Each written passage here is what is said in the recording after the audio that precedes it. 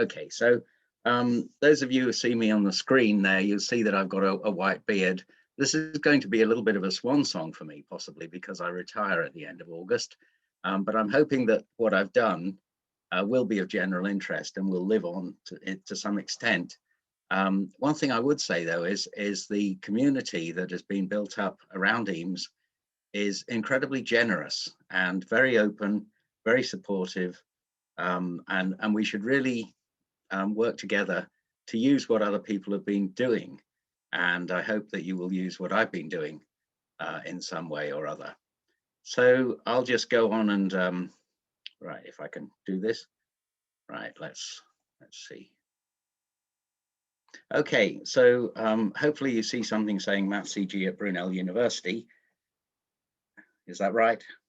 Yeah.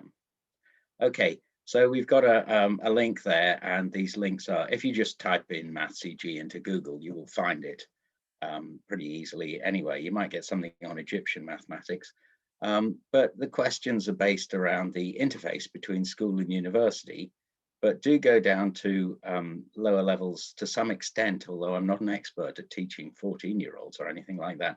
And the language for adults is very different. So you need to be careful there. But I am interested in adult learners and in the whole thing of numeracy anyway. I was interested in what people were saying about teachers blaming the previous teaching experience that the students had had when they came to them. Somebody said pretty soon we'll be saying that parents no longer conceive their children properly because you can push this back and back and back. But we are faced with what we've got here, and it's certainly very important to build students' confidence in mathematics as well as test them in mathematics. Maths EG has 5,000 or so question spaces spanning this sort of area of mathematics from school to university. So very much A-level sort of stuff. And there's various different types of questions. There's the multi-choice question.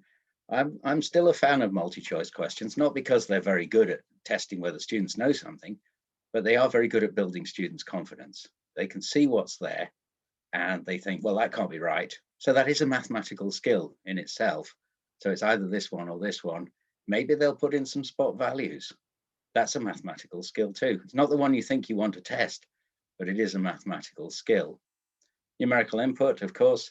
And then what I like really is responsive numerical input, where you can code up the wrong rules of mathematics behind the scenes.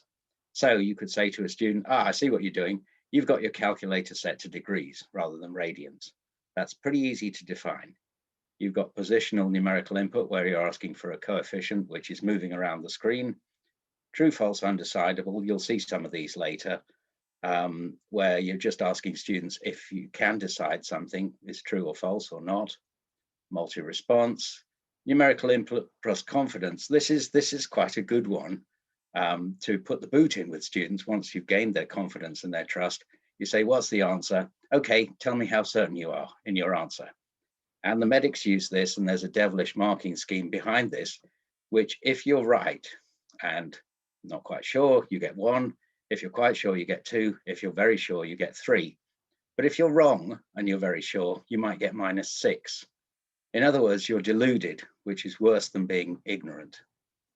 Another way of terrorizing students is revealed multi-choice, where they get the first option and then they never see it. They either accept it or not. If they reject it, they never see it again. And they don't know how many options there are going to be. I don't use these very much, but they are very much acid tests. And what I want to talk about is a new selection type of question, which I've just written in response to rather more theoretical considerations. So we have a wide range of students taking these at Brunel University, and there's a huge amount of commonality. I mean, what we need in economics is what computer science need to some extent. Everybody needs algebra, everybody needs numeracy. The nurses, of course, they have particular requirements. Mostly it's proportionality calculations, which is easy enough mathematically, but you better have a nurse on board because otherwise you'll kill people. And I'm not joking there. Your questions have to be realistic and reflect realistic weights, body weights, and also clinical practice. For example, a nurse will say, you don't give that drug to students. not to students, to children. Or if you do that, then you'll cause muscle damage or something like that. So there's got to be a lot of realism with this. And I'm working with a biologist at the moment to take on board what they want. So the maths is not that difficult to do, but producing feedback in a way which is acceptable to the students is the real key to it all. Okay, now I don't expect you to read this, right? Fortunately, I just want you to look at the colors. This is a project I'm doing in collaboration with Finland, the university in Finland. And being European engineers, of course, they're much more theoretical than British engineers. And so we've got some things which are done already, commonality, and then some things which I don't think you can do at all, like proof, but I will eat my words later when Christian and Chris say this is how you do it. In 20 years' time, who knows what will happen? But there are some things which you can definitely ask questions about. For example, monotonicity, or mappings, or intermediate value theorem. These more theoretical aspects here of what a European engineer would do, but a British engineer probably wouldn't do. Okay, so we've got CAA in practice. Now this year's been extremely different, but normally what we do is we have a weekly or fortnightly test, and we have, this year we've had pre and post tutorials, but I haven't given them any lectures. The internet for this course, which is a foundation year course in algebra, the internet is awash with really good material on algebra. So why would you want to do it again? So all you do is point them at stuff and say, this is what's going to be in the test. These are suitable websites, usually Math Center or somewhere like that. And then you have a post-mortem on how they did on their weekly test or fortnightly test.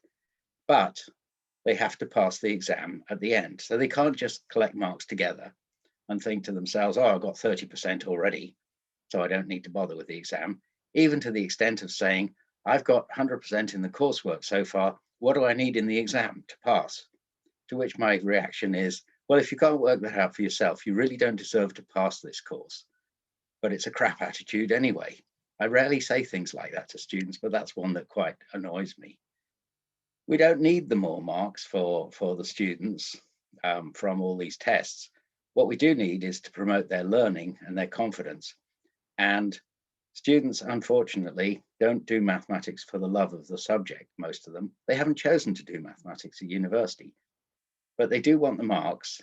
And once they get the marks and start building confidence, then they start to want to beat other students. And we used to actually put everybody's marks up. We can't do that now because of privacy. But they want to achieve Grand Wizard status. In other words, they treat it a bit like some sort of computer game and get 100%. But that's fine, so long as they're learning mathematics on the way. And the key to that is to give them very full feedback based on the actual question they've got, perhaps some general theory, but light on that really. It's more learning by example and work solution of that example, and bespoke feedback like, you've done this, right? You've commuted these operations illegally or something like that. So you come up with that in some sort of words which would make some sense to them. So the acid test really is, does it work? And I'm going to show you an extremely busy graph now, dating from 2006. So I've been looking at this, there's 200 or 300 first-year economists here, and the number of A's is, well, it used to be very low, and then we introduced computer-aided assessment in the third bar in the green bar here, and it shot up and has more or less stayed pretty high since. And you could say, well, that's an artifact of the assessment, because they're allowed 5 attempts at the computer test. Of course, they're going to get good marks, and so they do. But the exam average also went up.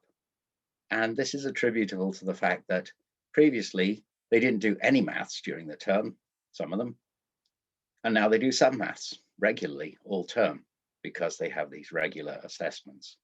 So we have moved this by an average, a genuine average, like for like, of about 10%. And it's very hard to see how else you could do that, really. This has really engaged the students. largely because of marks accrual, but also because of the quality of the feedback. So much so that they will often put in any old thing just so they can read, excuse me, just so they can read the feedback. And then you see there's a drop here, and this is due to the admissions policy. The economists decided that not all their courses needed A-level mathematics. So I've stopped this at 2018-19 because it went completely bonkers when we started teaching online due to COVID restrictions. So it's not really a fair comparison. This is what happened. And we've got randoms in the questions, so they can't share all the answers in social media sites, for example. There are other ways of cheating. They could alias each other. I'll log in as you and you can log in as me for something else. They can also use what I call illegal software, i.e. software you need to know that they might use, Wolfram Alpha or Excel. And so what we've done there to mitigate this in the exam, which was also online, was to force them to upload their workings so that we could see that they actually did do it with a sensible attempt and not just type in the value, what's the value of this integral into Wolfram Alpha. So that's really, you know, a very good take-home message. Use computer tests, but also make them upload their workings. It's good for them to set out their mathematics on paper. And we find that they often mimic the sort of feedback that they've got in their solutions. We've done tests on this, and we've seen that in the exams, their scripts look very much like the feedback sometimes, to the extent of drawing a decent diagram. That would be nice. Underlining vectors, also very nice. One thing they still didn't do was put in the units, because we never asked them to in the exams, and that was a mistake, in the tests, and that was a mistake. I should have said, what's the answer to this force? I marked it wrong unless they put newtons in, or something like that. What should happen next? Now, Chris at Edinburgh has a lot of questions about general use of computer-aided assessment or e-assessment. And one of the things I don't think we can do really is to decide a priori on how difficult a question is going to be. And there are various things you could do. You could count the number of operations that it's required to get a solution. That's a little bit crude, really. You could count the difficulty, or you could measure the difficulty of the concepts, but that just pushes the thing back. Well, if you don't know how difficult a question is, how can you tell how difficult a concept is? And you can also look at something called question entropy. As far as discrimination is concerned, that's impossible, as far as I can see, to come up with a sensible idea there, i.e. will good students who do well on the whole test, do well on this question, and will bad students do badly on this test? In other words, is this question a proxy for the whole test? With the entropy idea, then what you can do is you can look at an integral like this, and you can count up the number of ways a student could go wrong in each of the parts of this question, and then you could come up with an entropy. So this is directly nicked from physics, where entropy is the logarithm of the number of accessible states. And I'm saying the questions, the correct answer, and all the wrong possible answers are the accessible states for that. So here's a question, and I worked out, just value judgment, that the entropy was this figure. If we look at the entropy of recognizably a much harder integral. Now, I say recognizably, not all my colleagues agreed. They said you're just integrating a x to the power, so it shouldn't matter what the power is. Well, it does, because adding 1 to minus 3 over 2 is much more difficult than adding 1 to 3, for example. The arithmetic, they will often get that wrong, or sometimes get it wrong. And the entropy of this, there's a lot more ways of going wrong here. And if you look at the ratio of those two entropys, this question on that basis would be over twice as difficult as the previous question here. Now, I don't go too much with those numbers. What I do think, though, is that this is a good way of rank ordering the difficulty of a question, because when you write questions, you want to tag them so that people can find a hard question in this topic a hard question of its type, or an easy question of its type. So for example, you can have easy questions on Laplace transforms and hard questions on fractions. It's very much of its type. When you were first doing this, would you have found this question hard or easy? And this is a measure of how you could do it. Another thing we should look at is a taxonomy of errors. We have no real way, as far as I know, of categorizing what sort of errors students make. And it would be very nice to be able to come up with errors which are pervasive across different things, which actually still mean something. For example, they've commuted operations. That could apply in function composition or in matrix multiplication. But pretty soon, if you make it too specific, it only applies to that one question that you're considering, and therefore it's not a taxonomy at all. I think this is very much an open question, and I've discussed this a little bit in the reference at the bottom, which I wrote some time ago. Okay, here's a question. I'll just flick through a few questions now. And this is a question on finding the error. Now, of course, if you ask students, what is this? What is the partial fraction decomposition of this? They'll just use Wolfram alpha. Following the solution through, where the error possibly moves around and for different reasons, is very hard work to actually author. But students really like these questions, because what they like to do is go through it line by line and interrogate where an error might be. So it's worth it probably for the amount of effort. One of the things, though, I talked about was feedback. And here's a question on part of the question, some feedback here on beams. And this PhD student I had who wrote this, I said, Monday, you've written far too much feedback. The students won't read it. And I was spectacularly wrong. Shows what I know. The students spent most of their time reading this feedback and trying to identify where it is that they went wrong, which was very interesting. In other words, they're not using it as a question for marks. They're using it as a learning resource. We think we lecture brilliantly, and they come out fully formed and able to answer these questions. Absolute crap. What they do is they come out knowing that Greenhow went on about this quite a bit, so it might be important. We should look at this, and they can obviously then follow it through line by line against what they have done and find out where they went wrong if they did go wrong. Here's a true-false undecidable question. And as you can see, we've got a mathematical expression there, that's in MathML, and it's asking you various claims about this, some of which could be decided and some of which are true, definitely, or definitely false. This question looks pretty innocent, but if you try it with two negative variables, R and S cubed, increasing means you're going towards zero, doesn't it? So it becomes much more difficult for students, and I nearly won't spare writing the incorrect solutions to this, with all possibilities. Now, this is a randomized question. What you have is a subject here. The first one is if R decreases and S increases, and then a property, Q decreases. And those subjects and properties are put together at random. So you don't really know what the question's going to ask, and you come up with a matrix of correct responses for that. Okay, here's something which perhaps we should do a little bit more of, and this is to just ask students not find these values, but how confident are you that you could do it? And this could be the basis for some future discussion with a real human. I'm not one of these people who thinks that we can just give it all over to the computer. I think humans have got a big role to play still in discussing with this. And then you might actually say, okay, you said you were confident, right, do it. Here's a piece of paper, do it in front of me. And that would be a much more of an acid test. So I did this with the hope that it would be helpful to our math support people who haven't really used it yet, I have to say, but I'm hopeful. Here's a question on statistics. You can see it's much more wordy.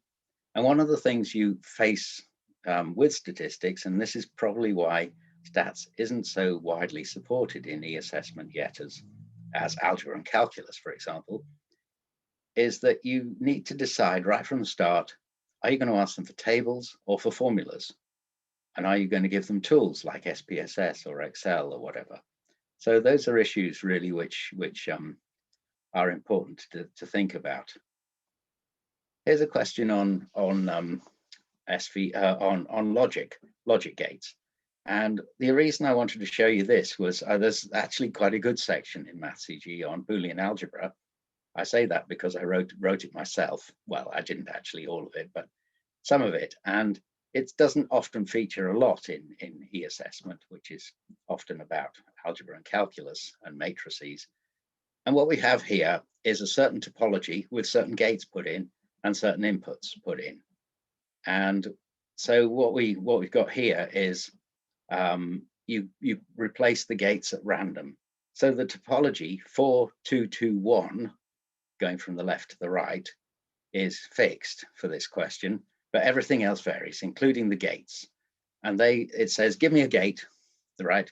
And the gate will be returned as an SVG object, which is layered onto the diagram in a way that produces the whole thing. And so it's composed of atomic elements, which are the gates, for example, and lines and so forth. And that would be very suitable for, electrical circuits. You could do it the same way there. So I think that there's quite a lot to be done for, generating these gates in SVG and then just using them, piecing them together.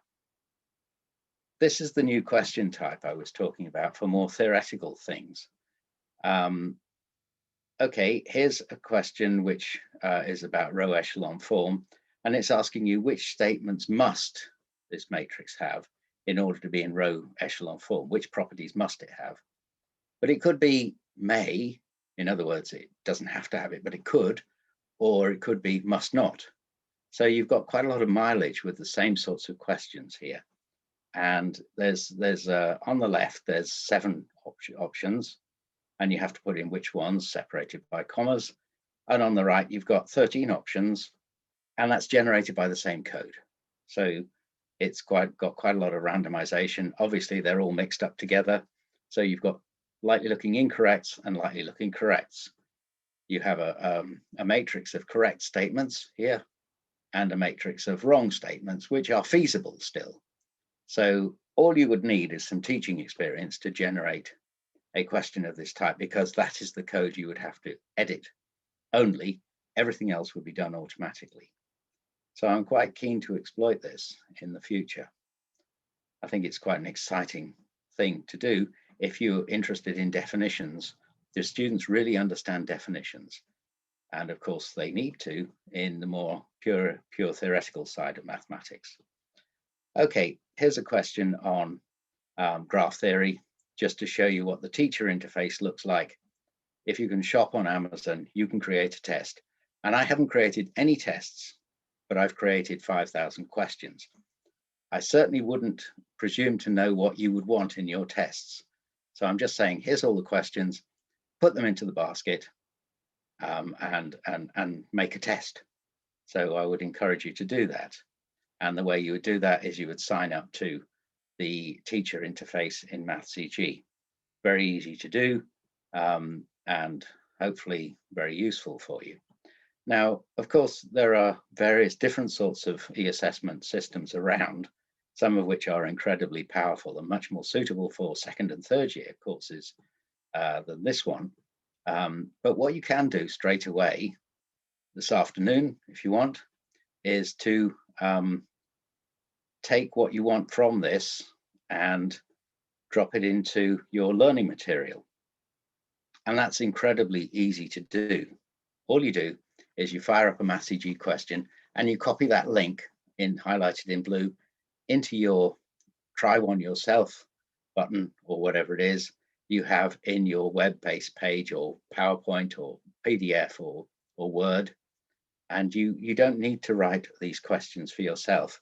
You can just, they're there, and you can just say, okay, here's the general theory, here's some examples.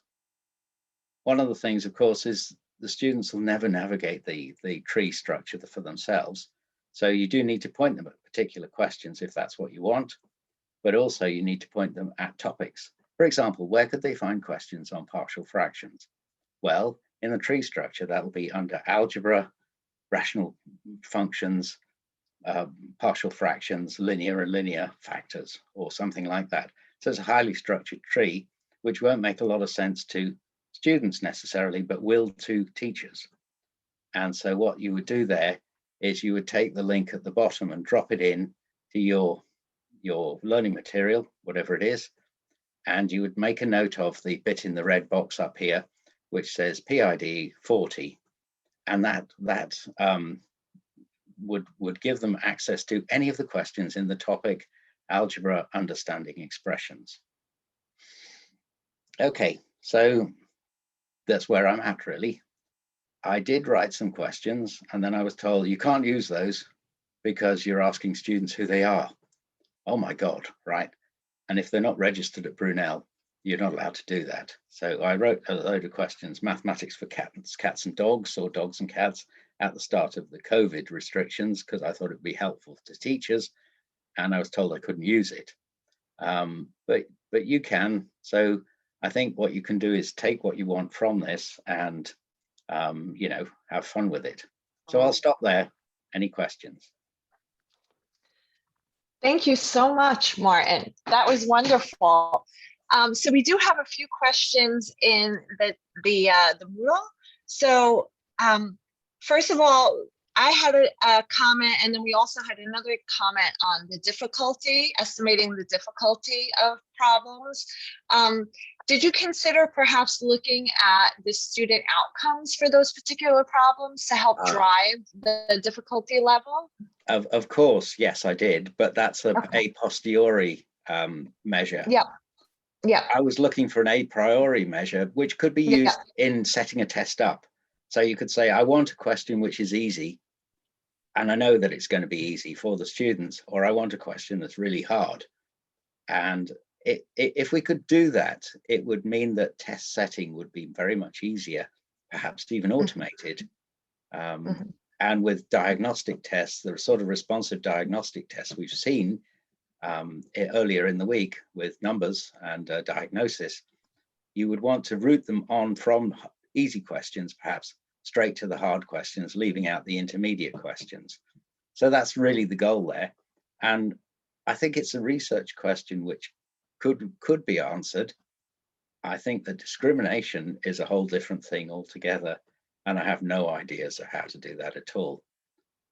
The other thing which I come back to is, you know, looking at questions, we get a lot of huge amounts of answer files. How do we understand them in some sort of way which makes sense, that we can cope with as humans?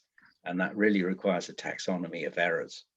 And I know of no such thing which will do for mathematics, even though mathematics is highly structured. And we would all agree with what the error was, but categorizing it in a way that you can synthesize and, you know, simplify the data would be really quite a useful thing.